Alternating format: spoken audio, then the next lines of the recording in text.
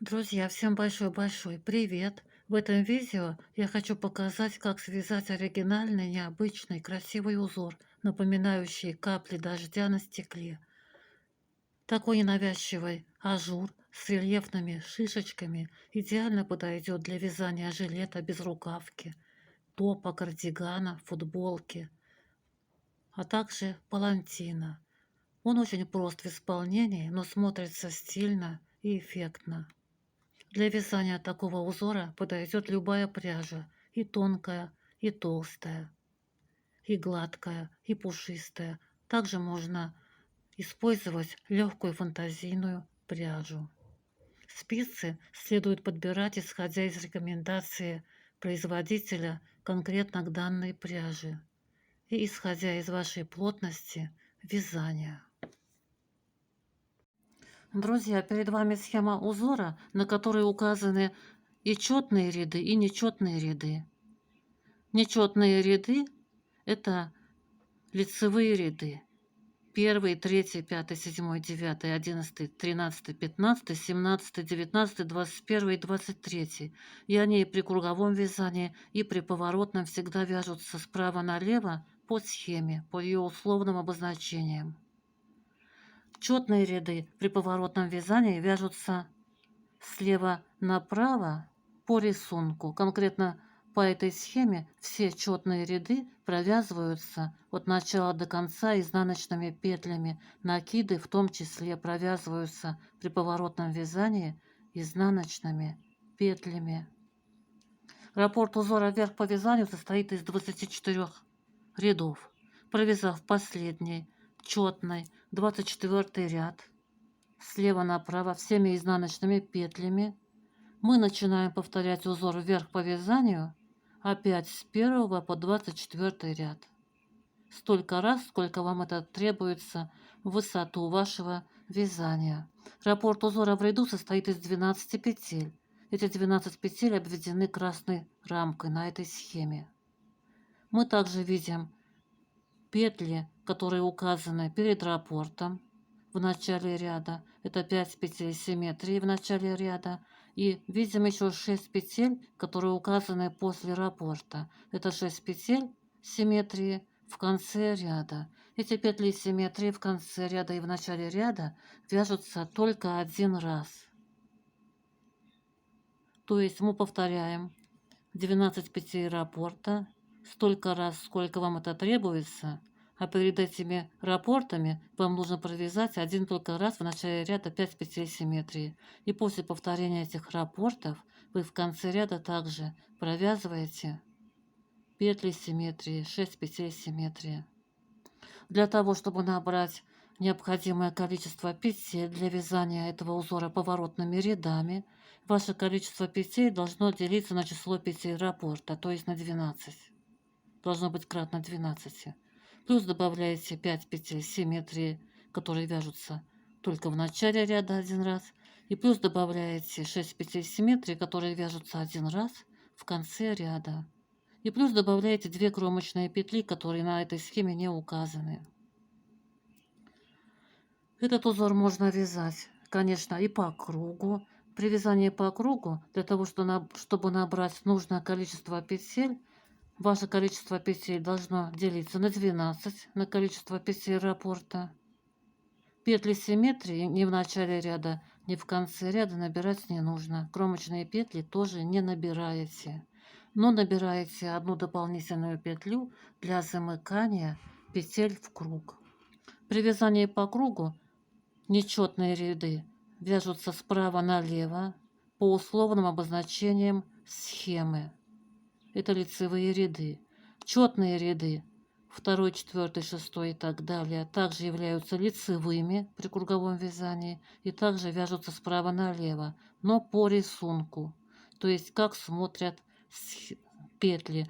По этой схеме все четные ряды при круговом вязании вяжутся лицевыми петлями.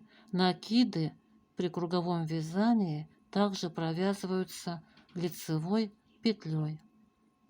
А теперь давайте вместе свяжем образец этого узора.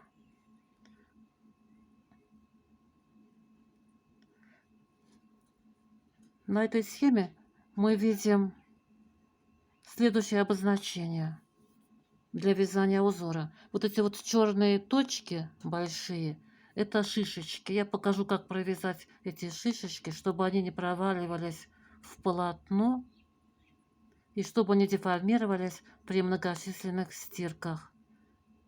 Покажу очень простой, быстрый и красивый способ провязывания таких шишечек. Также мы видим кружочки белого цвета. Это накиды. Затем видим вот такое обозначение. Стрелка на 3 ножках. Вот такая лапка. Это 3 петли вместе, одной лицевой со второй центральной петлей сверху. Пустые клеточки – это лицевые петли. Ну и все, других обозначений на схеме нет, так что схема, как видите, очень и очень простая для провязывания. Вяжется узор по такой схеме очень быстро, просто и легко. Друзья, я связала образец этого узора из полухлопка спицами номер 4. Вот так смотрится этот узор. Здесь у меня 3 раппорта в ширину и 1 раппорт в высоту. С изнаночной стороны узор гладкий. Вот такие ромбики вырисовываются на изнанке. Также они видны и на лицевой стороне между капельками.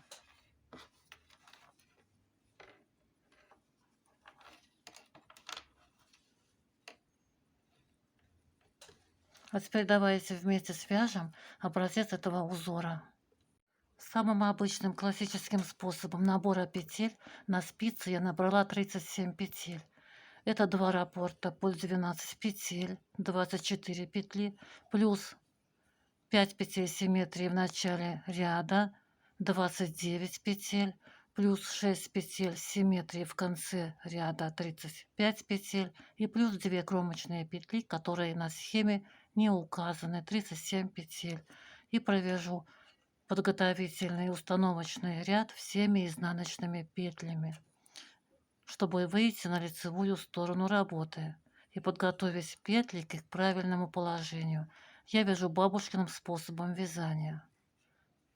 Кромочную петлю снимаю и все остальные петли ряда провязываю изнаночными бабушкиными петлями за заднюю стенку петли, то есть изнаночными восточными петлями. Перевожу рабочую нить вперед работы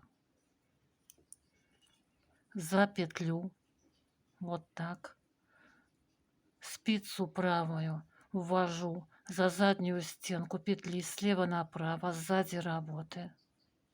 Подхватываю рабочую нить и провязываю изнаночную бабушкину петлю за заднюю стенку, то бишь восточную. Перевожу рабочую нить вперед работы за следующую петлю. Правую спицу ввожу сзади работы, слева направо, за заднюю стенку петли и провязываю. Захватываю рабочую нить и провязываю. Еще раз покажу. Перевожу нить вперед работы за петлю. Правую спицу ввожу сзади работы слева направо за заднюю стенку петли. Захватываю рабочую нить и провязываю изнаночную бабушкину петлю за заднюю стенку, то есть восточную. И так до конца ряда. Если вам это трудно сделать, можете провязать весь этот установочный ряд обычными изнаночными бабушкиными петлями за передние стенки. Я в этот раз провяжу вот следующим образом. И тогда петли у меня в первом лицевом ряду схемы будут стоять. Можно вот так вот немножечко расширять петлю. Перевожу нить вперед работы. Захватываю сзади работы слева направо заднюю стенку петли. Правой спицей захватываю рабочую нить и провязываю изнаночную восточную петлю за заднюю стенку. И тогда у меня петли в первом лицевом ряду схемы будут стоять правильно. Если вы вяжете классическим способом вязания петли, то вы провязываете этот ряд всеми классическими изнаночными петлями, полностью весь ряд до конца ряда, для того, чтобы выйти на лицевую сторону работы. А петли у вас после классического набора петель и так уже лежат в правильном положении. Итак, вяжем до конца ряда все петли изнаночными бабушкиными за заднюю стенку. Если вы начинаете вязать изделия с какой-либо планочки или резинки, то такой подготовительный ряд провязывать не нужно. Вы сразу начинаете вязать узор с первого ряда схемы. И так вяжем до конца ряда. Все петли изнаночные, бабушкины, за заднюю стенку. И, как я уже сказала, можно провязать их обычными изнаночными петлями, бабушкиными. Как обычно мы вяжем за переднюю стенку. Так до конца ряда.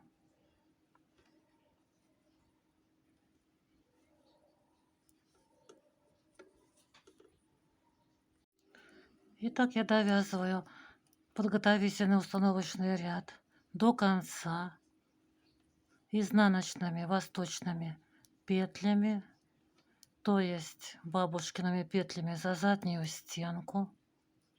Немножечко вот так расширяю петлю, перекидываю нить вперед работы, ввожу правую спицу за заднюю стенку петли и провязываю петлю изнаночной бабушкиной петлю и немножечко вот так вот расширяю за заднюю стенку. Кромочная последняя петля, изнаночная обычная бабушкина. Я провязала подготовительный ряд.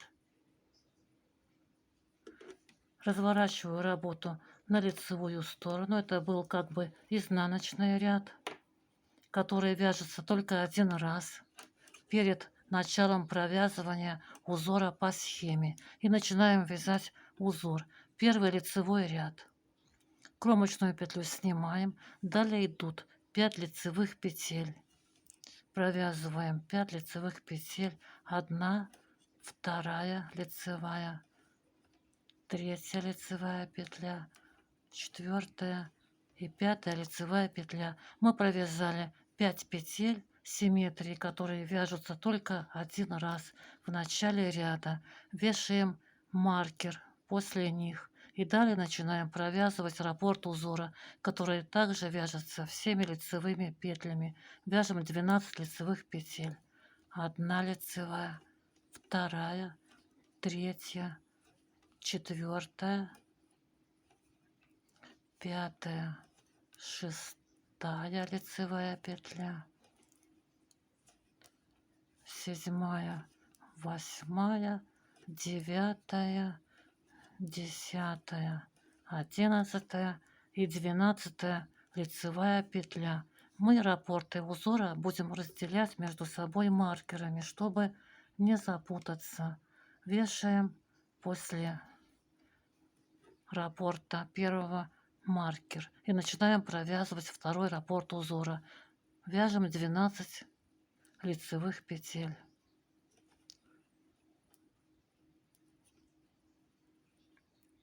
1 лицевая, 2,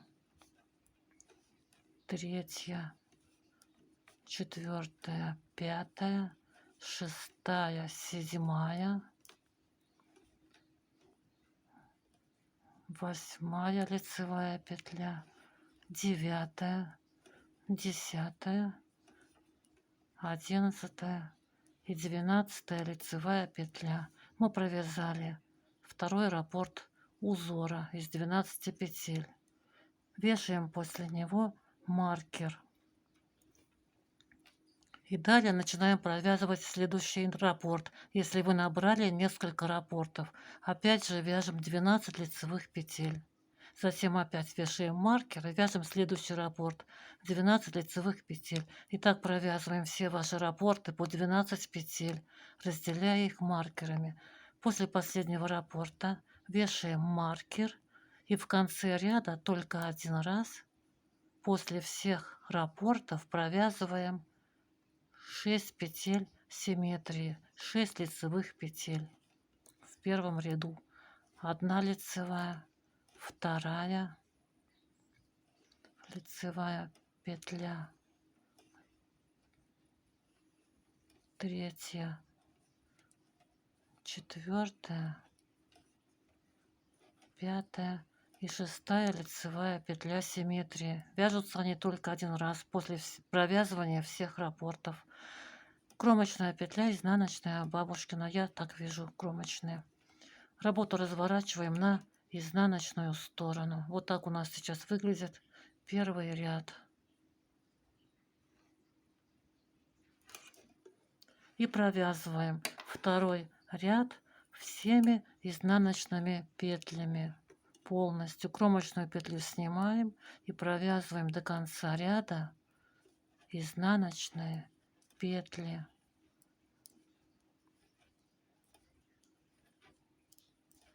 Переснимая маркеры. Мы уже распределили раппорты, отделили их маркерами. Так вяжем до конца ряда все изнаночные петли. Последняя кромочная петля также будет изнаночная бабушкина петля. Вяжем весь ряд, переснимая маркерами, маркеры изнаночными петлями. Так до конца ряда. Я провязала второй изнаночный ряд, развернула работу на лицевую сторону, третий лицевой ряд, кромочную петлю снимаем и провязываем 5 лицевых петель симметрии.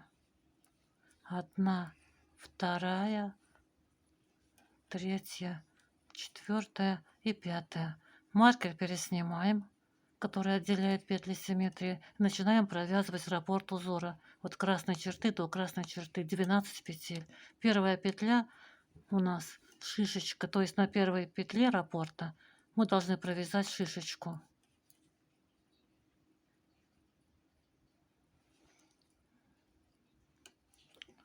Вот на этой петле.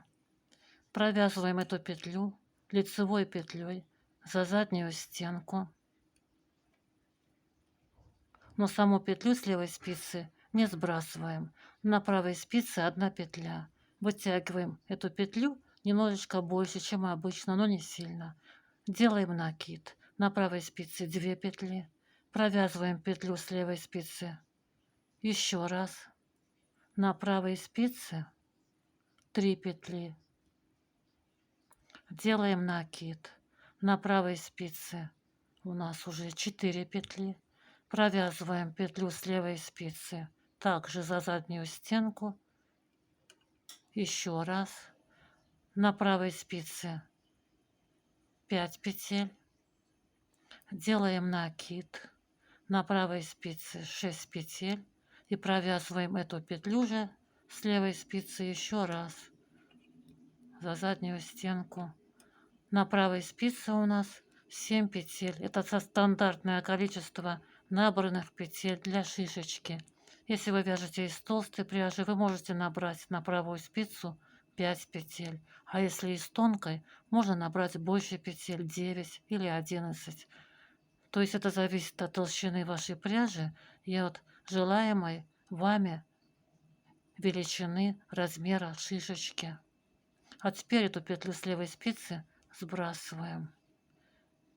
Последнюю петлю с правой спицы переснимаем на левую спицу, вводя левую спицу внутрь этой петли и провязываем эту петлю лицевой петлей за переднюю стенку. То есть мы вязали вот эти, набирали петли за заднюю стенку, а сейчас вот эту петлю провязываем, обратите внимание, за переднюю стенку. провязали. И теперь подтягиваем вот так эту петлю за рабочую нить, тянем и подтягиваем эту петлю обязательно, иначе у нас будут дырочки, когда мы свяжем шишечку. Итак, у нас на правой спице 6 набранных петель и 1 петля провязанная. Мы должны эту провязанную петлю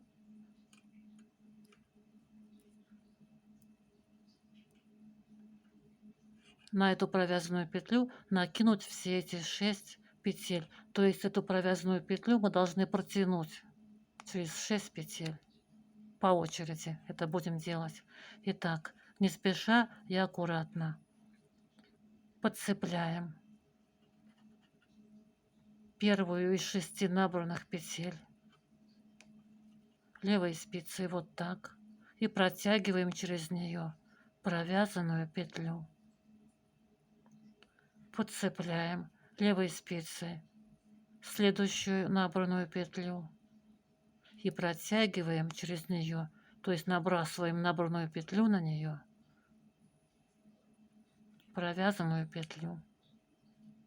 Подцепляем правой спицей набранную петлю и накидываем ее на провязанную, не торопясь, чтобы вот эти вот петельки здесь ложились одна к одной ровненько. Можно их поправлять рукой. Вот так было красиво все. Итак, подцепляем следующую набранную петлю и протягиваем через нее провязанную петлю. Подцепляем следующую набранную петлю левой спицей и протягиваем через нее набранную петлю. Осталась еще 1 петля. Подцепляем последнюю набранную петлю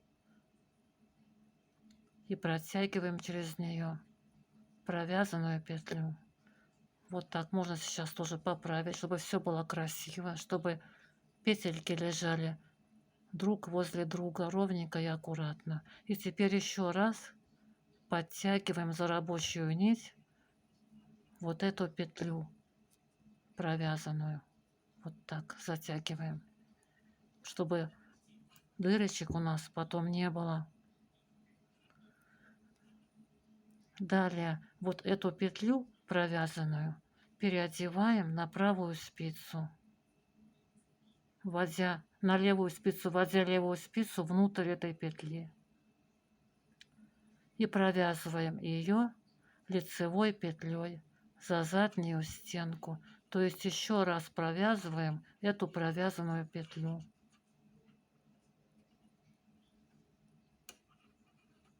Провязали. И подтягиваем. Вот так. Тянем за рабочую нить и подтягиваем. Вот так у нас получилось. Шишечка у нас почти готова. Нам теперь осталось ее закрепить, чтобы она не проваливалась на изнаночную сторону работы. Для этого мы указательным пальцем левой руки надавливаем сзади на шишечку слегка. Вот так. Слегка выводим ее вперед. Правую спицу сзади работы заводим под шишечку сзаду наперед. Вот сюда. Вот под эти петельки шишечки, где нет перепонки, под саму шишечку. И вот под первую перепонку, перемычку, мы заводим спицу, то есть захватываем этой правой спицы первую перемычку под шишечкой. И вот так сверху вниз. Вот так захватываем и выводим ее на спицу. И вот она, эта перемычка у нас оказалась на правой спице. А вот провязанная петля, на которой держится шишечка. Теперь вот эту перемычку, которую мы сейчас подняли, мы протягиваем сквозь провязанную петлю, на которой держится шишечка. Вводим левую спицу в провязанную петлю и протягиваем через нее перемычку. Подтягиваем опять вот так, затягиваем. Вот у нас получилась шишечка, очень красивая, аккуратная шишечка. Можно сейчас еще вот так подправить рукой вот эти вот петельки на шишечке, чтобы они были поровнее.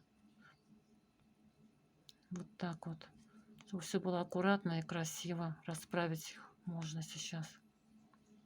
Так, расправили. Шишечка готова. Далее начинаем провязывать следующие петли раппорта. Дальше у нас идут 11 лицевых петель. Провязываем. 1, 2 лицевая, 3 лицевая петля, 4, 5, 6, 7, 8, 9, 10, 11. Мы провязали раппорт узора из 12 петель. Маркер переснимаем. Начинаем провязывать следующий раппорт. После маркера у нас идет на следующей петле шишечка. Эту петлю мы будем провязывать несколько раз вперемешку с накидами. Провязываем эту петлю на левой спице за заднюю стенку, обязательно за заднюю стенку лицевой петлей. Слегка больше вытягиваем петельку, чем обычно, но не слишком много. На правой спице 1 петля. Делаем на правую спицу накид, на правой спице 2 петли. Опять же, таким же образом за заднюю стенку провязываем петлю на левой спице, но ее также не сбрасываем. На правой спице 3 петли, делаем накид, на правой спице 4 петли. Опять же, провязываем петлю на левой спице за заднюю стенку. На правой спице у нас уже 5 петель, делаем накид. На правой спице 6 петель и в последний раз провязываем петлю на левой спице за заднюю стенку. На правой спице 7 петель.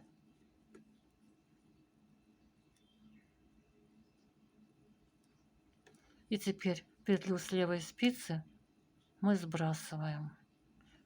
Последнюю петлю набранную переносим на левую спицу, вводя левую спицу внутрь этой петли. И провязываем ее за переднюю стенку. Обратите внимание, за переднюю стенку. Провязали и подтягиваем.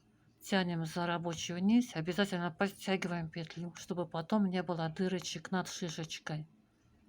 И теперь провязанную петлю нам нужно протянуть через 6 непровязанных петель. По очереди, не торопясь. Подхватываем первую набранную петлю, не провязанную, левой спицей и протягиваем через нее провязанную петлю. Подхватываем следующую петлю левой спицей и протягиваем через нее провязанную петлю. Следующую петлю подхватываем слева направо, вводим спицу слева направо в петлю и протягиваем через нее провязанную петлю. Вводим спицу в следующую набранную петлю. Вот так подхватываем слева направо и протягиваем через нее провязанную петлю. Вот сейчас на этом этапе можно поправлять петельки, которые у нас вот здесь ложатся в шишечку. Вводим левую спицу в следующую набранную петлю слева направо, не торопясь, и протягиваем через нее провязанную петлю. Следим, чтобы петельки в шишечке ложились ровно, аккуратно, друг к другу. Можно немножко поправлять их, чтобы было вот так красиво, одна к одной. Вводим левую спицу в следующую набранную петлю слева направо и протягиваем через нее провязанную петлю. Вот так у нас получилось.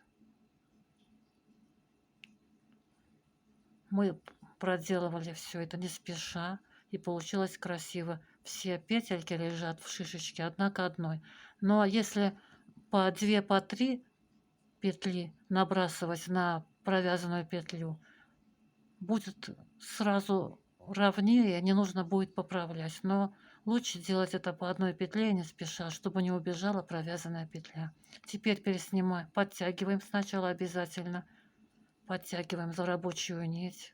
Вот так она у нас будет. Подтягиваем за рабочую нить провязанную петлю. И переснимаем ее на левую спицу, вводя левую спицу внутрь этой провязанной петли. И теперь провязываем ее еще раз за переднюю стенку. И опять подтягиваем. Вот так у нас будет. Мы опять подтягиваем ее, чтобы не было дырочек потом над шишечкой. Мы провязали шишечку, и теперь нам ее нужно закрепить. Пальцем левой руки надавливаем сзади на шишечку. Немножечко выдвигаем ее вперед. Видим под шишечкой перемычку первую. Прямо сразу под шишечкой. Вот первая перемычка. Правую спицу заводим сзади работы, под шишечку, сзади наперед, вот так. И вот эту первую перемычку подхватываем сверху, с правой спицы, и выводим ее на правую спицу. Вот она, эта перемычка у нас. А это провязанная петля, на которой у нас находится шишечка. И теперь перемычку протягиваем через провязанную петлю.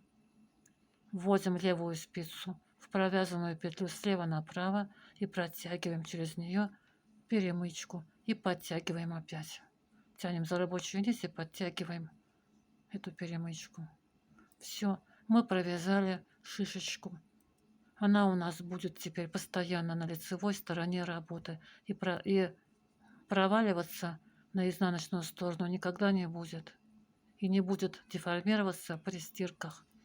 Все, мы провязали в шишечку первую петлю второго раппорта. Это была шишечка. И провязываем 11 петель оставшихся раппорта лицевых.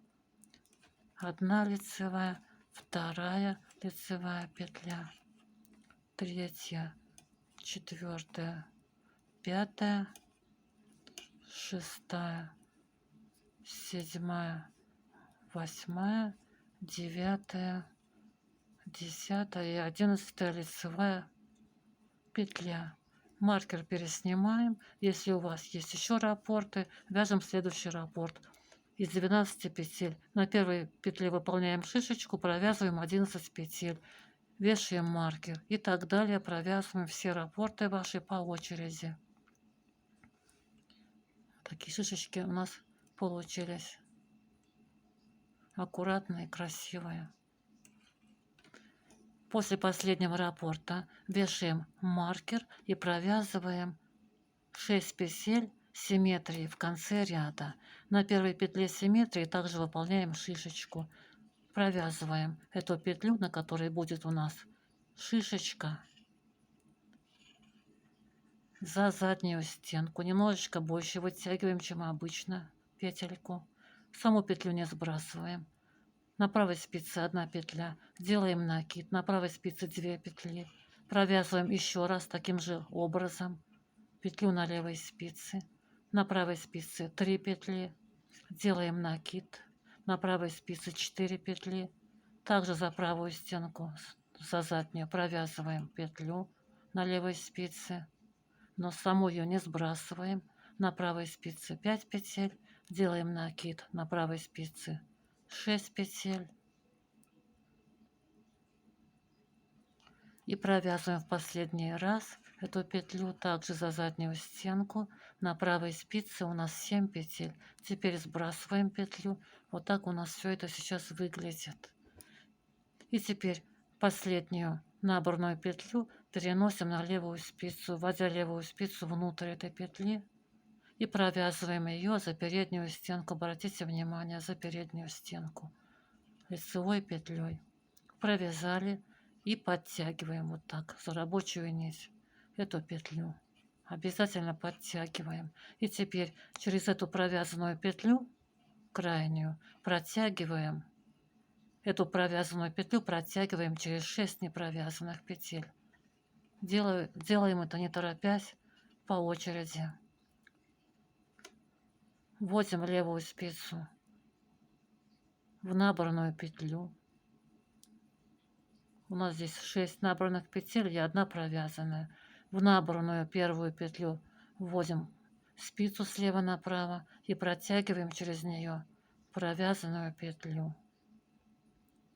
Вводим левую спицу слева направо в следующую набранную петлю и протягиваем через нее провязанную петлю. Петельки поправляем на шишечке. Вводим левую спицу в следующую.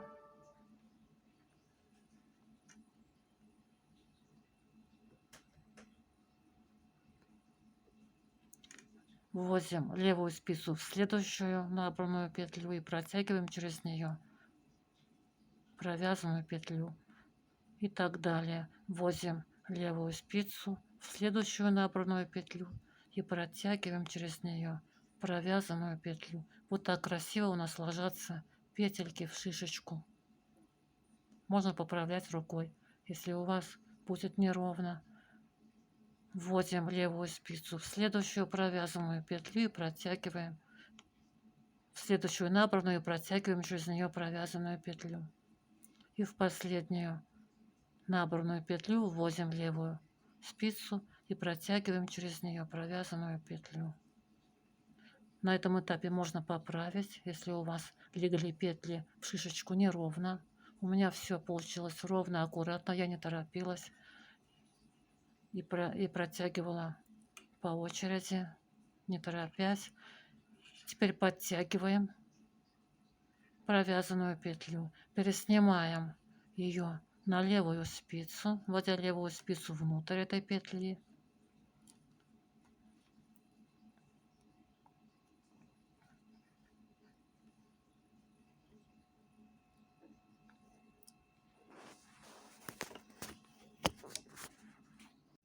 Провязываем ее за переднюю стенку.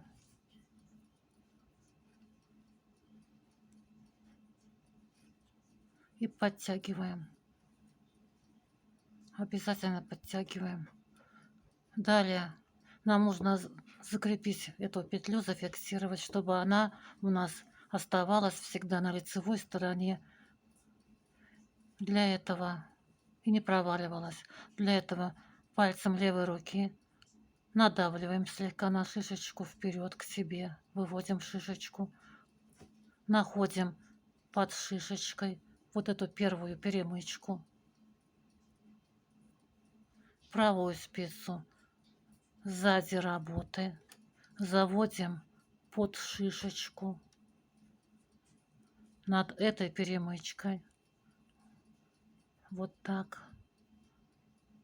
Вот эта перемычка первая под шишечкой. Правую спицу завели под саму шишечку. Подхватываем сверху перемычку и выводим ее на правую спицу. Вот перемычка, вот петля провязанная, на которой находится шишечка. И теперь протягиваем перемычку через провязанную петлю. Вводим левую спицу в провязанную петлю и протягиваем через нее перемычку. Слегка подтягиваем за рабочую нить. Вот получилась такая красивая, аккуратная. Можно ее поправить слегка вот так. Шишечка, она не будет деформироваться при стирках и не будет уходить на изнаночную сторону. Далее у нас идут оставшиеся 5 лицевых петель симметрии. Итак, первую петлю провязали симметрии. Это была шишечка. Всего у нас 6 петель симметрии в конце ряда. Провязываем еще 5 лицевых петель. 1, 2, 3, 4, 5. Провязали 6 петель симметрии. После маркера, вот они, 6 петель симметрии. На первой петле симметрии у нас шишечка находится. И теперь провязываем кромочную петлю изнаночную в бабушкину. Работу разворачиваем на изнаночную сторону и провязываем изнаночный ряд полностью изнаночными петлями. Вот у нас здесь шишечка, на которой находилась петля. Вот после маркера это петля, на которой находится шишечка. Эту петлю также провязываем изнаночной. Вот она. Мы видим бугорок изнаночной петли здесь. И тоже провязываем эту петлю, на которой находится с лицевой стороны шишечка, изнаночной петлей. То есть полностью весь ряд, а также петли, на которых находятся шишечки. Вот она петля, на которой шишечка с лицевой стороны. Здесь она тоже изнаночная петля. Тоже эту петлю провязываем просто изнаночной петлей. И так весь ряд до конца ряда. Кромочную петлю при этом первую снимаю, последнюю я провязываю изнаночной бабушкиной. Вы провязываете так, как вы привыкли провязывать кромочные петли. Далее я не буду показывать изнаночные ряды. В изнаночных рядах накиды тоже провязываем изнаночной петлей за переднюю стенку. То есть все изнаночные ряды четные. Вяжем изнаночными петлями 4, 6, 8, 10.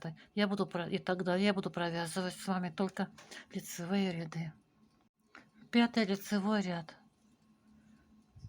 Кромочную петлю снимаем, провязываем 4 лицевые петли, 1, 2, 3, 4, провязали 4 лицевые петли. Далее делаем накид, накид. Далее начинается раппорт узора. Мы провязали 5 петель симметрии. 1, 2, 3, 4, 5. Далее начинается раппорт узора. Поэтому мы должны маркер перенести вперед на одну петлю. Можно его расстегнуть и перенести. Теперь у нас начинается раппорт узора с этого места, после накида. Вот 1, 2, 3, 4, 5 петель вместе с накидом. Петель симметрия. Маркер перенесли сюда, в это место, после накида. Теперь он у нас будет. И вот после маркера начинается раппорт узора из 12 петель. Провязываем 3 петли вместе, одной лицевой петлей со второй центральной петлей сверху. Вот у нас 3 петли. Первая, вторая и третья. Вторая петля является центральной, как вы видите. И нам нужно так поменять ее местами с первой петлей, чтобы эта центральная оказалась сверху при провязывании петель. То есть первую и вторую петли нужно поменять местами. Я покажу, как это сделать при классическом способе вязания, а потом при бабушкином способе вязания. При классическом способе вязания, допустим, у вас вот эти 3 петли провязаны классическими лицевыми петлями. Вы первую и вторую петли переснимаете на правую спицу, заводя правую спицу слева направо, впереди работы за передние стенки сразу 2 петель. Вот так переснимаете, как будто хотите провязать лицевой петлей их. Но не провязываете, а переснимаете. И этим вы поменяли уже первую и вторую петли местами. Вот это первая петля, и вот эта вторая петля центральная оказалась впереди, сверху.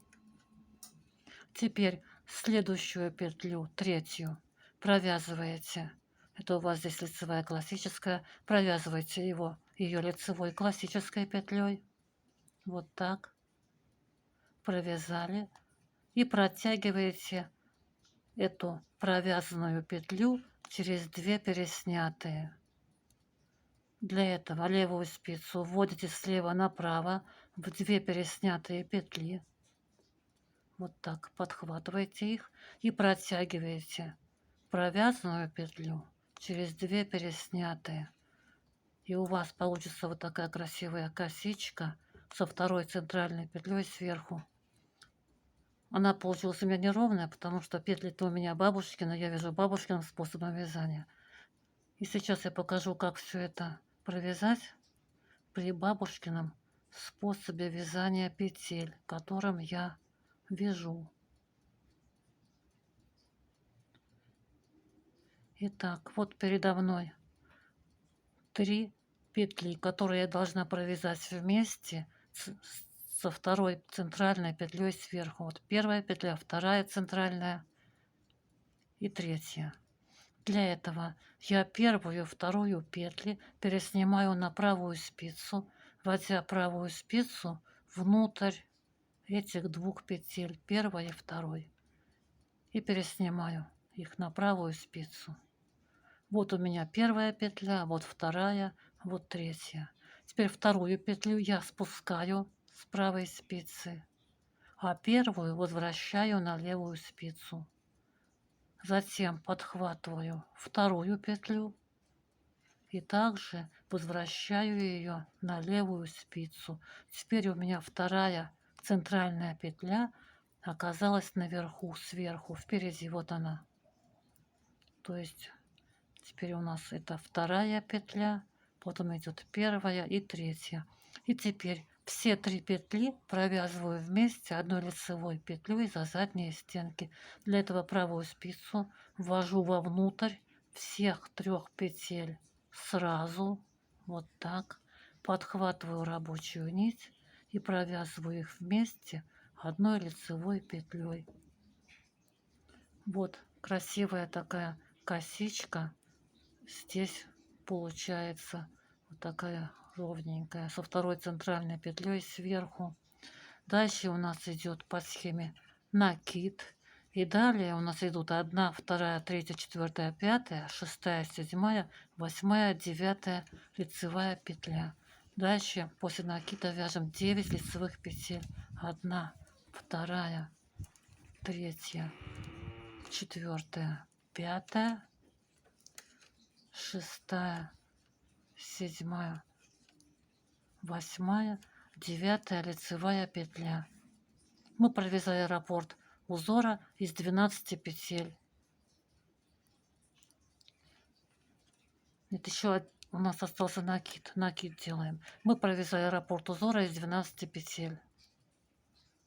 Вот эти 12 петель вместе с накидами. И теперь у нас раппорт закончился после накида, поэтому маркер мы должны перенести вперед на 1 петлю. Вот так расстегиваем его. Теперь у нас раппорт узора заканчивается после накида. И сюда переносим маркер. И начинаем провязывать следующий раппорт узора. Вот после красной черты у нас идет раппорт узора. Он начинается с 3 петель вместе центральной петлей, второй сверху. Вот эти 3 петли, вот вторая центральная. Я ввожу правую спицу сразу в 2 петли, переснимаю их на правую спицу. Затем вот эту вторую центральную петлю спускаю, можно так немножко подтянуть, чтобы она не убежала, можно придерживать пальцем. Я не придерживаю, вот так вот оставляю.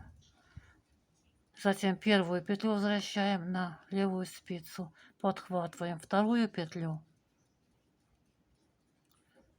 и также возвращаем ее на левую спицу, вторую центральную петлю. Мы поменяли местами первую и вторую петлю. Теперь у нас это третья идет, потом первая, потом вторая центральная.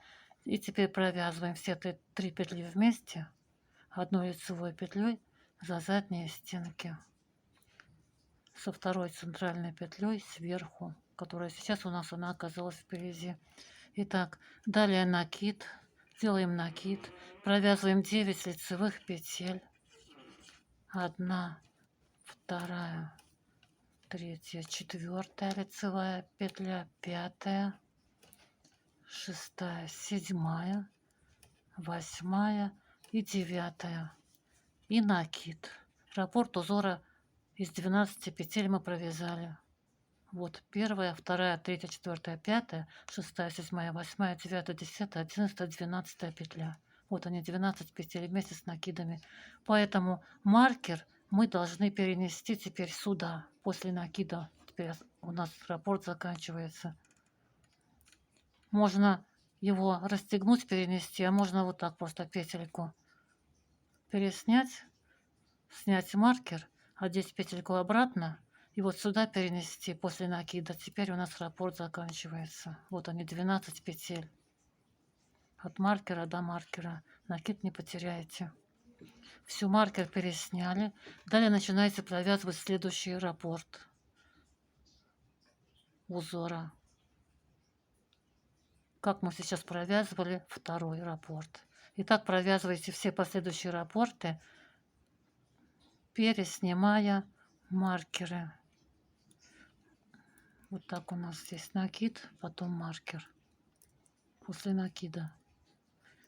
Переснимаете маркеры, как я показала, и провязываете все ваши раппорты, которые вы набрали. После последнего раппорта, после накида, переносите сюда маркер, то есть вот 12 петель раппорта, которые заканчиваются накидом, перенести сюда маркер и провязываете 6 петель симметрии. Вот они.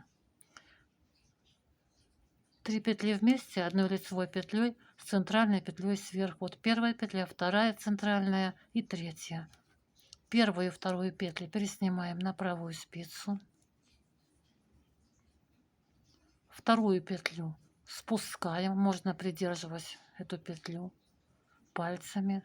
Первую петлю возвращаем на левую спицу. Вот у меня чуть не убежала эта петля. Поэтому сначала нужно немножко было вытянуть эти петли. А затем возвращаем на левую спицу первую петлю.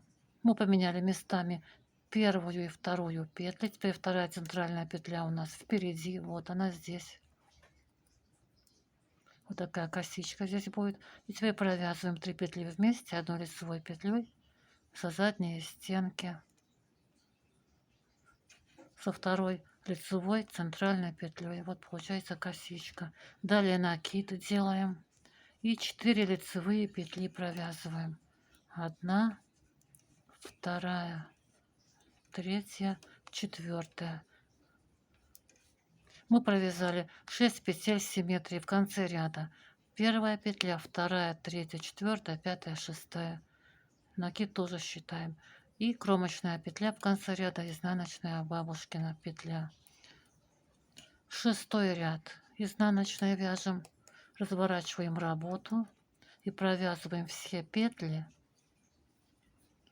изнаночными петлями. Кромочную петлю снимаем и вяжем до конца ряда все изнаночные петли. Накиды провязываем изнаночной петлей за переднюю стенку. Можно слегка туже провязывать накид, чтобы дырочка получилась аккуратная, не расхлябанная. Итак, вяжем до конца ряда, переснимая при этом маркеры. Накид тоже изнаночной петлей за переднюю стенку чуть туже, чем вы вяжете, чтобы дырочка получилась от накида аккуратная. И так до конца ряда вяжем шестой ряд самостоятельно всеми изнаночными петлями. Седьмой лицевой ряд. Так уже у нас начинает вырисовываться узор.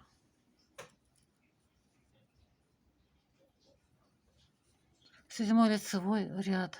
Кромочную петлю снимаем.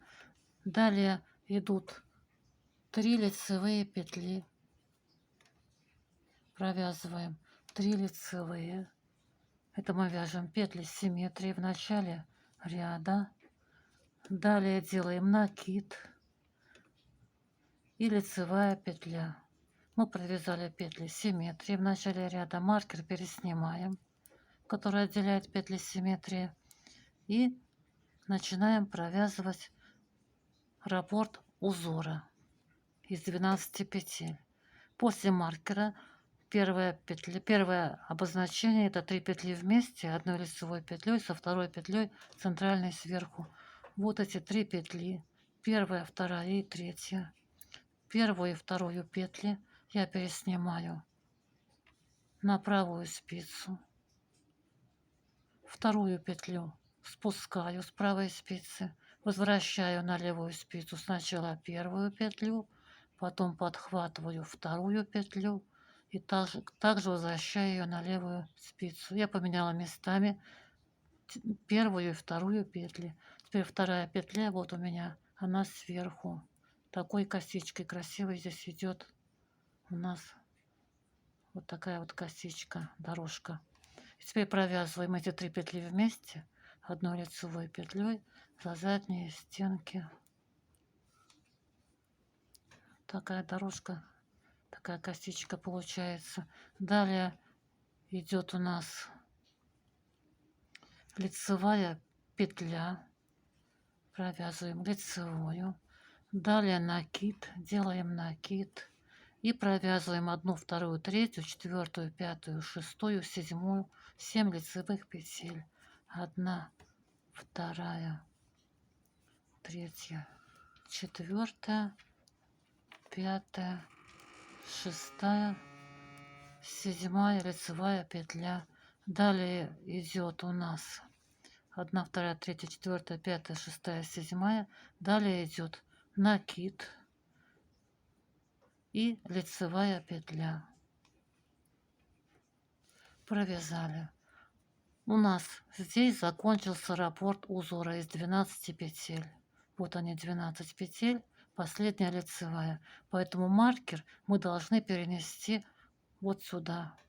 Повесить его после 12 петли раппорта. Можно его расстегнуть и сюда перевесить, или вот так вот снять петлю, возвратить маркер, вот сюда переснять. Далее идет у нас следующий раппорт узора. 3 петли вместе одной лицевой петлей с центральной петлей сверху. Вот они, эти 3 петли. Как раз вот здесь идет такая дорожка над шишечкой. И накид перед дорожкой у нас, и накид после дорожки. А между накидами идет вот такая вот косичка от самой шишечки. И эти 3 петли мы должны провязать вместе вот с этой центральной петлей сверху. Для этого правую спицу вводим в первые 2 петли, переносим их на правую спицу, вторую петлю так подтягиваем, чтобы она не убежала потом. Вторую петлю спускаем с правой спицы, первую петлю возвращаем обратно на левую спицу, подхватываем вторую петлю. Можно было ее придерживать пальцем, чтобы она не убежала, а то она вот убегает. И вторую петлю также возвращаем на левую спицу. Вот она здесь у нас идет как продолжение вот этой вот дорожки. Вот это вторая центральная петля. Теперь она у нас впереди сверху. И провязываем эти 3 петли вместе одной лицевой петлей за задние стенки. Вводим правую спицу внутрь всех этих петель сразу. Подхватываем рабочую нить и провязываем 3 петли вместе, центральной второй лицевой петлей сверху. Вот такая ровная косичка, дорожка у нас здесь получается от самой шишечки. Далее у нас идет лицевая накид. Провязываем лицевую, делаем накид. Здесь у нас было 7 лицевых петель. 1, 2, 3, 4, 5, 6, 7. Провязываем 1 лицевая, 2, 3, 4, 5, 6, 7 лицевая петля. Далее накид, лицевая петля. Делаем накид.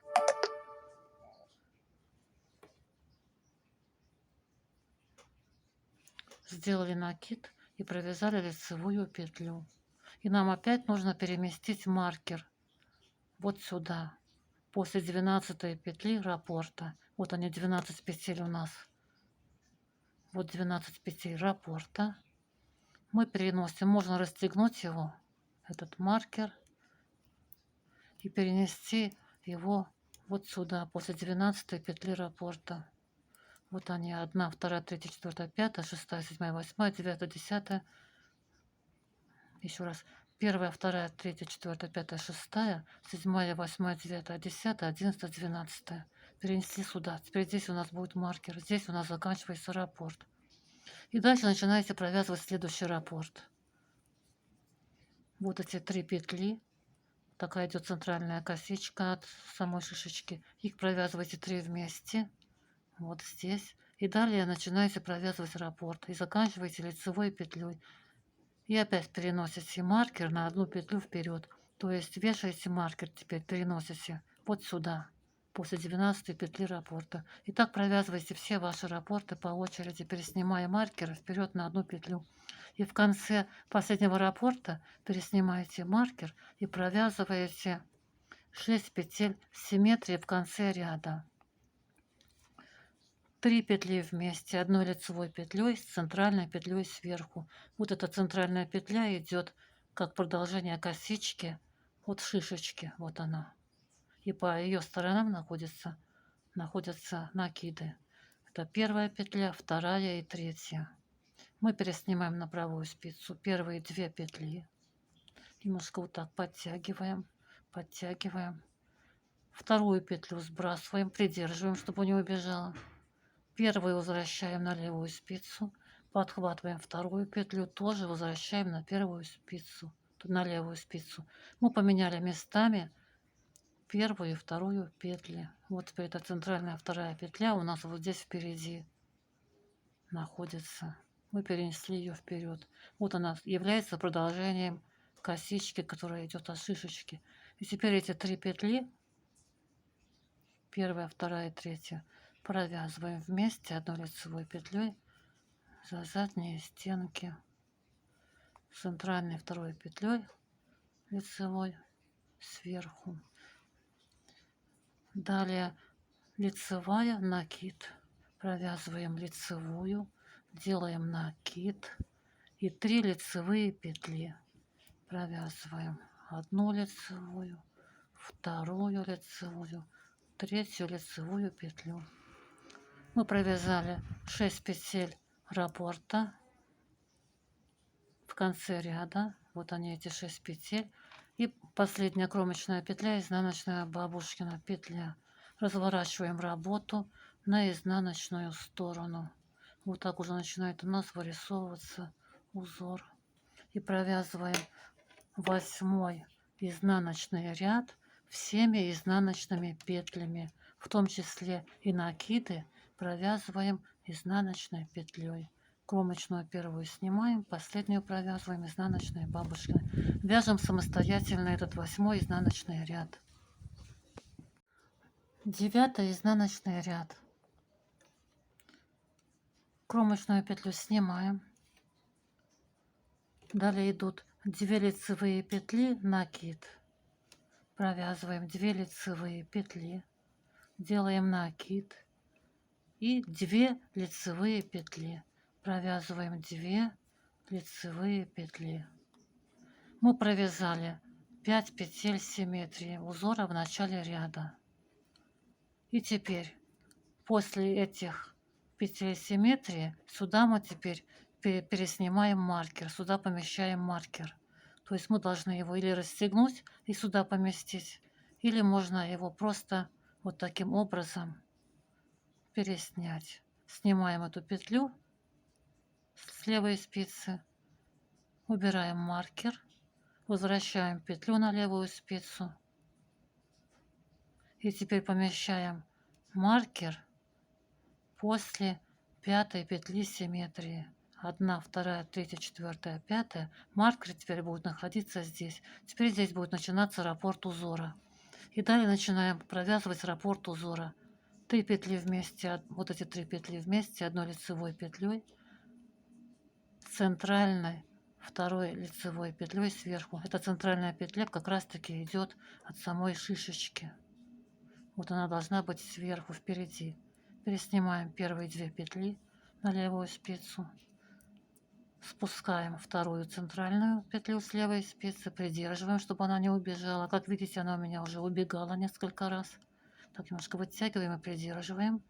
Возвращаем на левую спицу сначала первую петлю, потом подхватываем правой спицей вторую петлю и также возвращаем ее на левую спицу и провязываем все 3 петли вместе одной лицевой петлей за задние стенки с центральной лицевой петлей сверху. Вот уже такая косичка у нас здесь получилось.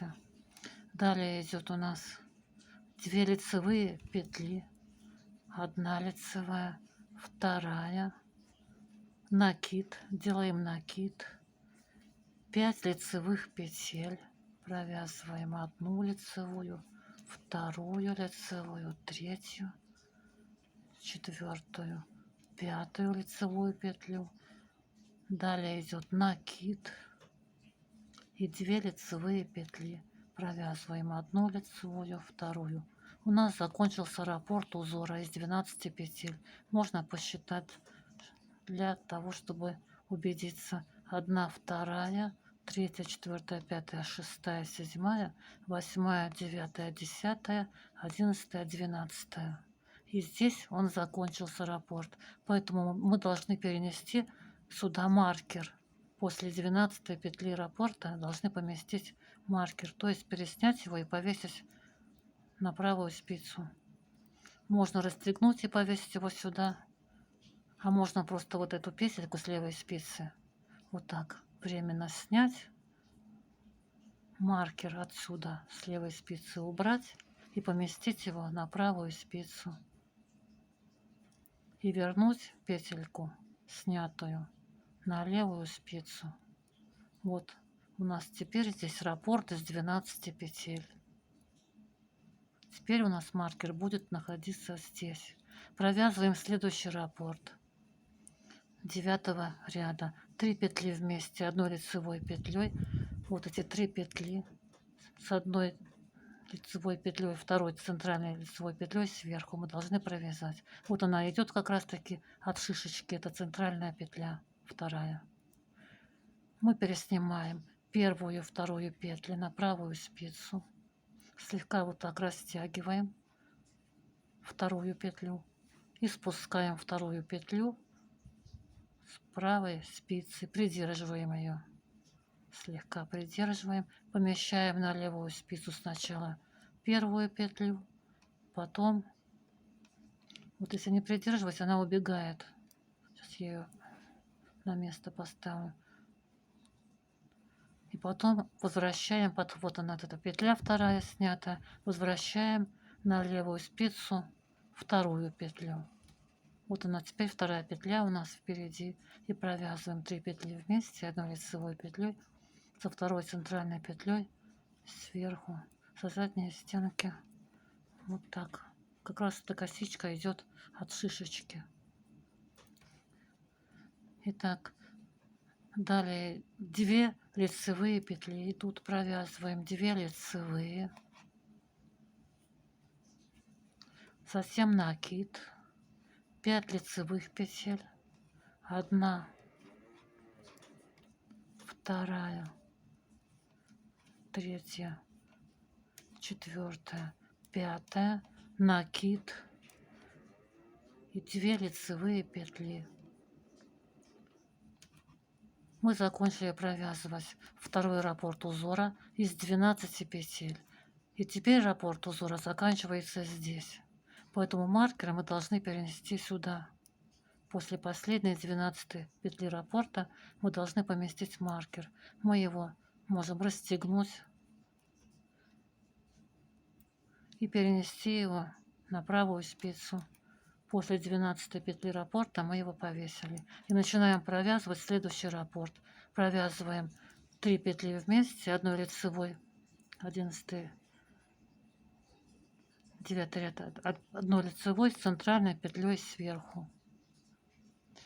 И так далее. Мы провязываем все раппорты по очереди, переснимаем маркеры, передвигая их на 1 петлю вперед. После последнего вашего раппорта вы переснимаете маркер и провязываете 6 петель симметрии в конце ряда. Итак, провязываем 3 петли вместе 1 лицевой петлей с центральной петлей сверху.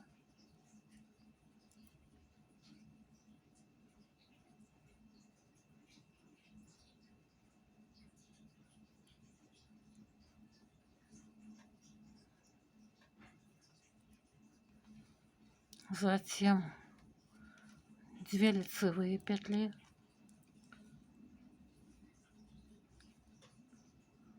Затем делаем накид и 2 лицевые петли. 1 лицевая, 2. Мы провязали 6 петель симметрии в конце ряда. Вот они. И в конце ряда последняя кромочная петля у меня изнаночная бабушкина. Мы провязали 9 ряд. Уже начинает вырисовываться узор вот с такими вот ажурными дорожками. Из этих дорожек таких получаются такие вот ромбики между каплями дождя. Очень красиво получается.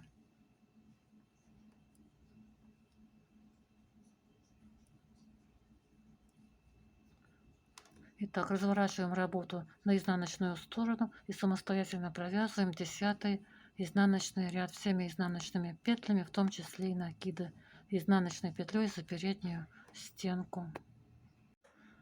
11 изнаночный ряд. Вот так уже красиво у нас начинает вырисовываться узор.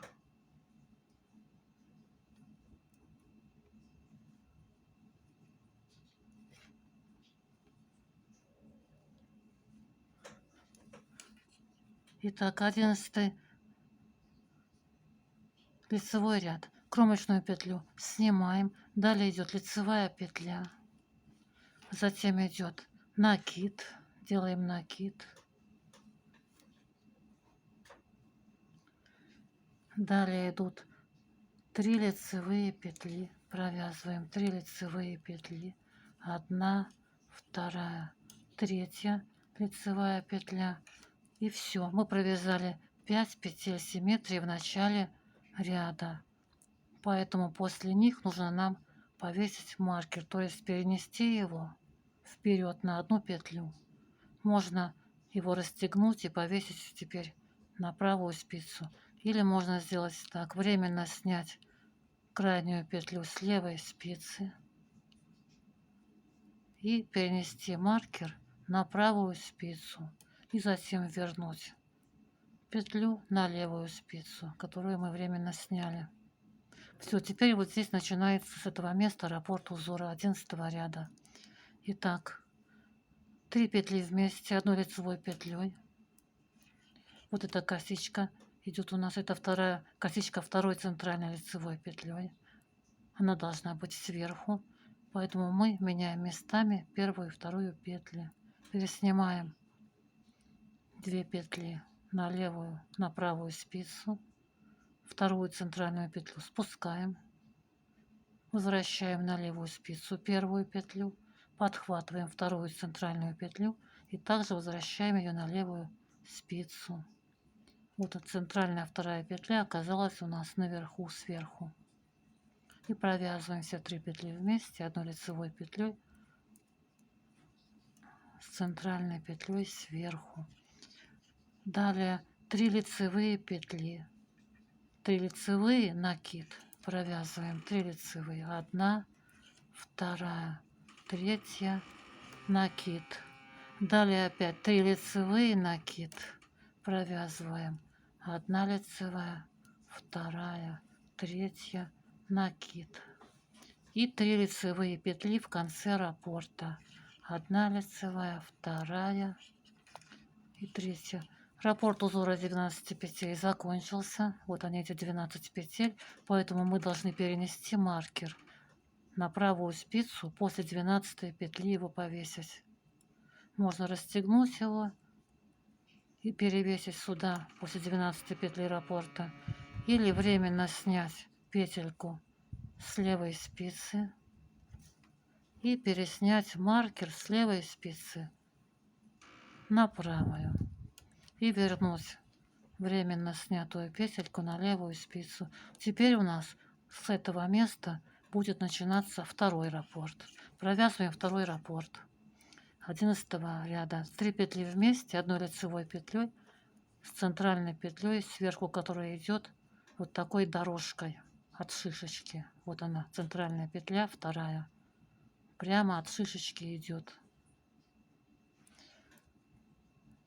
Переснимаем на правую спицу первую и вторую петли, вторую спускаем, первую возвращаем, подхватываем вторую петлю центральную и также возвращаем на левую спицу и провязываем 3 вместе одной лицевой петлей за задние стенки.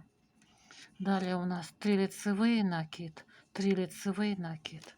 Провязываем 1, 2, 3, накид, 1 лицевая, 2, 3, накид и 3 лицевые петли, 1, 2, 3. Мы провязали раппорт узора, и теперь у нас он здесь заканчивается после этих 3 петель. И мы сюда должны переместить маркер. Можно его расстегнуть и перевесить. Просто расстегнуть его и перевесить его на правую спицу. Все, у нас здесь закончился раппорт из 12 петель. И дальше начинаем провязывать следующий раппорт, если у вас их несколько. Провязываем дальше 3 лицевые петли с центральной второй петлей сверху. И так до конца раппорта, до 3 петель лицевых. И затем тоже перемещаете маркер на 1 петлю вперед и начинаете провязывать следующий раппорт. 3 петли вместе и в конце раппорта 3 лицевых. Перемещаете маркер вперед на 1 петлю и провязываете следующий раппорт. После последнего раппорта вешаете маркер и провязываете 6 петель симметрии в конце ряда. Вот он, маркер после последнего раппорта у меня. И я должна провязать 6 петель симметрия, 3 петли вместе одной лицевой петлей с центральной лицевой петлей сверху. Вот эта центральная петля, вторая, идет прямо от самой шишечки. Переснимаем первые 2 петли, спускаем вторую центральную, первую возвращаем на левую спицу, подхватываем вторую центральную, возвращаем ее тоже на левую спицу и провязываем все 3 вместе одной лицевой петлей за задние стенки. Вот это такая красивая косичка, такая дорожка идет от шишечки. Далее у нас по схеме 3 лицевые петли, накид. Провязываем 3 лицевые, 1, 2, 3, делаем накид и лицевая петля. Мы провязали 6 петель симметрии. Вот 1, 2, 3, 4, 5, 6 вместе с накидом. Кромочная петля, изнаночная, бабушкина. Работу разворачиваем на изнаночную сторону и начинаем провязывать 12 изнаночный ряд. Вот с изнанки у нас такая гладкое такое полотно получается, совершенно гладкое. И видно, что шишечки даже не смогут сюда провалиться. Вот они полностью у нас шишечки на лицевой стороне. И никак они сюда не могут провалиться на изнаночную сторону. Очень хороший способ провязывания шишечек, который я вам показала. Легко, быстро и просто. Провязываем 12 изнаночный ряд самостоятельно. 13 лицевой ряд. Кромочную петлю снимаем.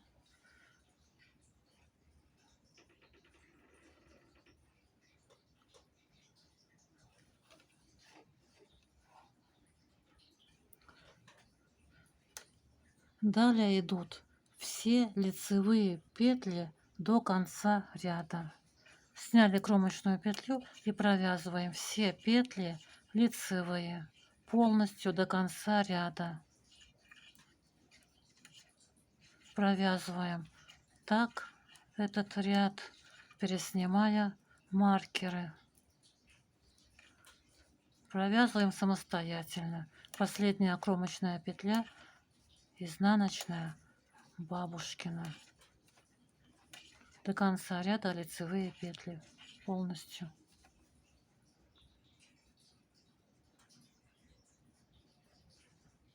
Итак, провязали 13 ряд лицевыми петлями, разворачиваем работу на изнаночную сторону и провязываем 14 ряд всеми изнаночными петлями до конца. 15 лицевой ряд.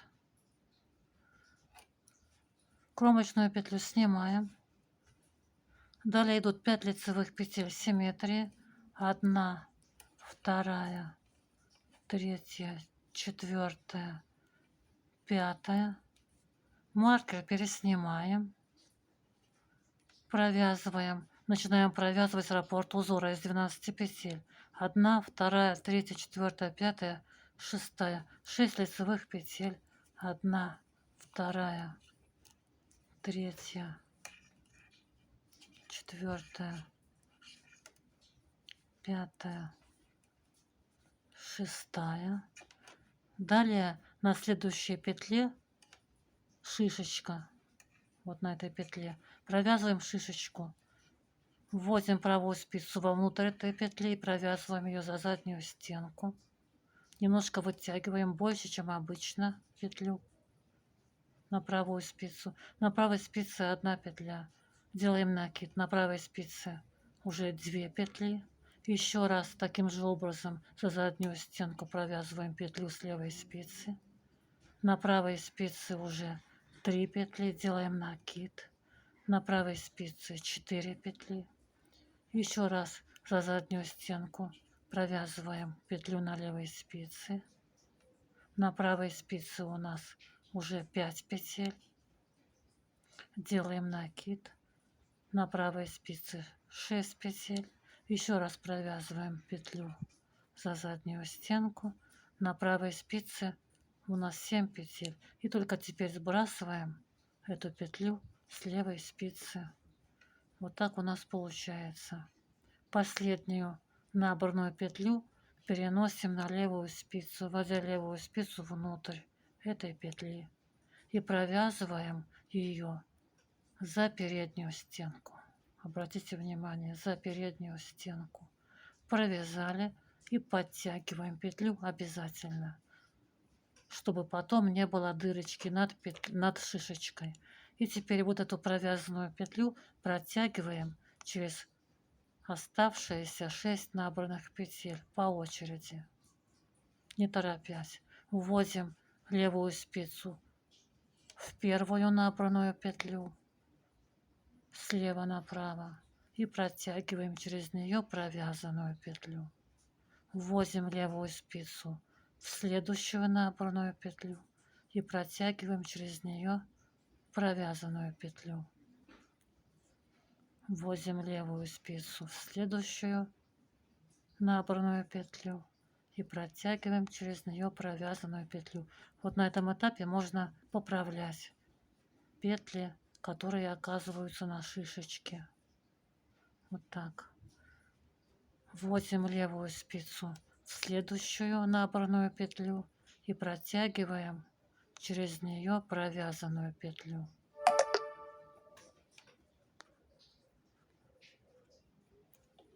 Затем в следующую вводим набранную петлю левую спицу и протягиваем через нее провязанную. Можно сразу в 2 вводить набранные петли левую спицу и протягивать сразу через 2, но при этом не смотреть, чтобы не потерять провязанную петлю.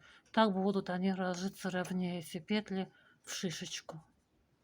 Можно даже сразу в 2 или в 3 протягивать провязанную петлю, в 2 или 3 набранные.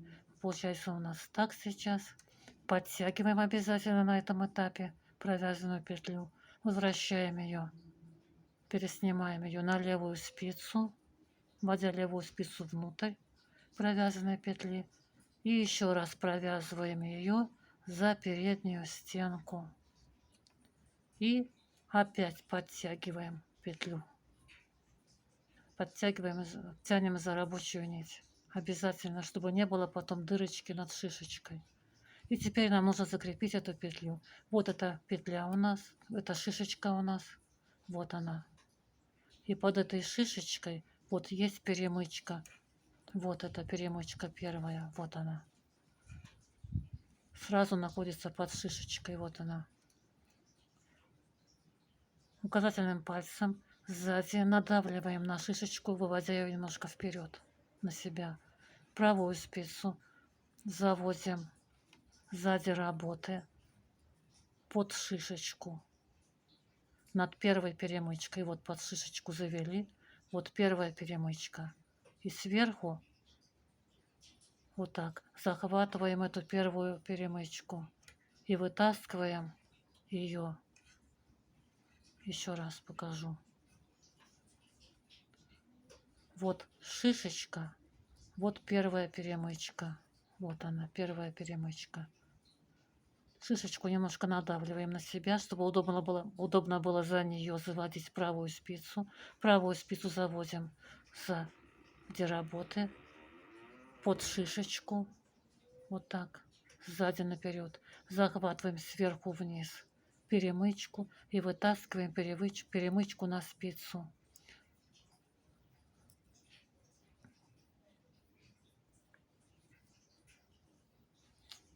Оказалось здесь еще раз. Рабочую нить нужно немножечко в сторону вот так убрать. Итак, заводим.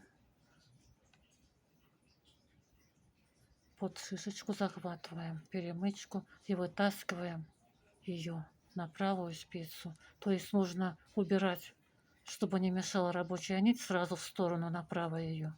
А потом уже вот так заводить правую спицу под шишечку. А то у меня сначала это, когда я показала, мешалась эта нить. И теперь вот у нас провязанная петля, на которой находится шишечка, а это перемычка. И теперь протягиваем перемычку через провязанную петлю. Левую спицу вводим в провязанную петлю и протягиваем через нее. Так вот подхватываем и протягиваем через нее перемычку. Это вот теперь у нас перемычка. И подтягиваем немножко эту петлю, эту перемычку. Все мы провязали шишечку. Она теперь у нас никуда не денется и не провалится на изнаночную сторону. Она зафиксирована надежно и навечно. Ни при каких стирках она теперь не деформируется. Далее провязываем оставшиеся 5 лицевых петель раппорта. 1, 2 петля, 3, 4, 5 петля. Маркер переснимаем. Как видите, теперь уже перемещать маркер не нужно. Маркеры находятся на своих местах. То есть мы уже их не перемещаем. И далее начинаем провязывать следующий раппорт узора. 6 лицевых петель. 1, 2, 3, 4, 5, 6. На 7 петле выполняем шишечку, провязываем ее один раз, вытягиваем слегка петлю. На правой спице 1 петля. Делаем накид на правой спице 2 петли. Провязываем еще раз петлю. На правой спице 3 петли, делаем накид. На правой спице 4 петли. Еще раз провязываем петлю. На правой спице 5 петель, делаем накид на правой спице 6 петель. Еще раз провязываем петлю. На правой спице 7 петель. Теперь петлю с левой спицы сбрасываем и последнюю набранную петлю переснимаем на левую спицу и провязываем ее за переднюю стенку. Подтягиваем. И теперь эту провязанную петлю протягиваем через все вот эти набранные 6 петель по очереди. Заводим левую спицу в первую набранную петлю, протягиваем через нее провязанную петлю, заводим левую спицу во вторую набранную петлю, протягиваем через нее провязанную. И так до конца. Выполняем это действие. Можно подцеплять даже по 2 набранные петли.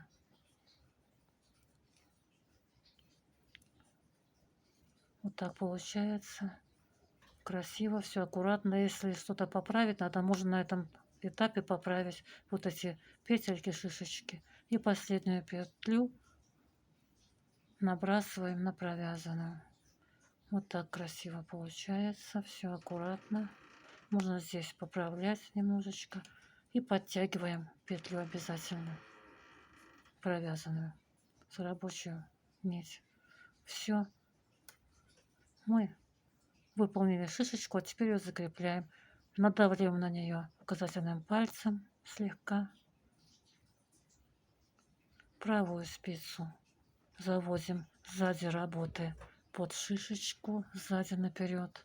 Захватываем сверху вниз первую перемычку и вытаскиваем ее на правую спицу. Вот провязанная петля, вот перемычка. И теперь протягиваем перемычку через провязанную петлю. Вводим для этого левую спицу слева направо в провязанную петлю и протягиваем через нее перемычку. Все, мы выполнили шишечку. Подтягиваем обязательно петлю за рабочую нить. Вот такая шишечка у нас получилась ровная и аккуратная. Никаких дырочек у нас не будет теперь, потому что мы постоянно подтягивали провязанные петли. Далее выполняем 5 лицевых петель. 1, 2, 3, 4, 5. Маркер переснимаем, его уже не нужно.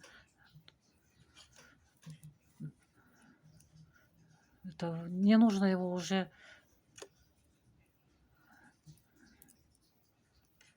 в другое место переставлять. Итак, провязали мы 2 раппорта. Если у вас несколько раппортов, провязываете следующий раппорт. 1, 2, 3, 4, 5, 6, 6 лицевых петель. На 7 петле провязываете шишечку, выполняете и провязываете 5 лицевых петель. Вешаете маркер и вяжете следующий раппорт. 6 лицевых, на 7 петле шишечку выполняете и 5 лицевых петель. После последнего раппорта вешаете маркер и провязываете в конце ряда 6 лицевых петель симметрия. 1, 2, 3, 4, 5, 6 и кромочная петля, изнаночная бабушкина. Вот так уже начинает у нас вырисовываться узор. Вот такие капельки. И такие вот ромбики у нас получатся между капельками. Вот так вот будет ромбик здесь. Шишечки получаются таким способом. Очень ровные, красивые, аккуратные. И никуда они не денутся. И дырочек нету вокруг этих шишечек. Друзья, дальше, если вы будете вязать дальше по этой схеме, дальше уже переставлять маркеры не нужно. То есть у вас будут маркеры оставаться на тех местах, на которых они сейчас находятся до самого конца схемы, до 24 ряда. Поэтому дальше я показывать не буду, как провязывать этот узор. Вы следующий ряд, 16 ряд, вяжете всеми изнаночными петлями, в том числе провязываете вот эту петлю, на которой находится шишечка, тоже изнаночной петлей. Вот она с изнаночной стороны, изнаночная эта петля. И все, накиды также, если здесь накидов нет, накиды провязываем тоже изнаночными петлями в изнаночных рядах. Потом провязываете 17 ряд по схеме. Как провязывать 3 петли вместе со второй центральной лицевой петлей сверху я показала. Других обозначений здесь нет. То есть маркеры мы теперь не переставляем. Шишечки уже больше здесь не провязываем до конца схемы. А 3 петли вместе я уже показывала, как это делать. И далее, провязав 24 последний изнаночный ряд изнаночными петлями, начинаем вязать узор с первого ряда. То есть начинаем вязать опять первый ряд всеми лицевыми петлями. И далее вяжем так до, переставляя маркер, как я уже показывала. Все то же самое. Вяжем так до 24 ряда. А уже во второй половине схемы маркеры мы не переставляем. Где-то после 15 ряда. И все, у вас получится красивый узор. Капли на стекле. Вот так он выглядит с изнаночной стороны. У меня вот здесь было Набрано 3 раппорта узора. В ширину и 1 раппорт в высоту. Изнанка совершенно гладкая. Друзья, я надеюсь, вам узор понравился и понравился мастер-класс. Если мастер-класс оказался вам полезным, поставьте, пожалуйста, лайки, оставьте ваш комментарий. А на этом у меня все. Я всем желаю хорошего настроения, легких петелек. Вяжите с удовольствием. Пока-пока.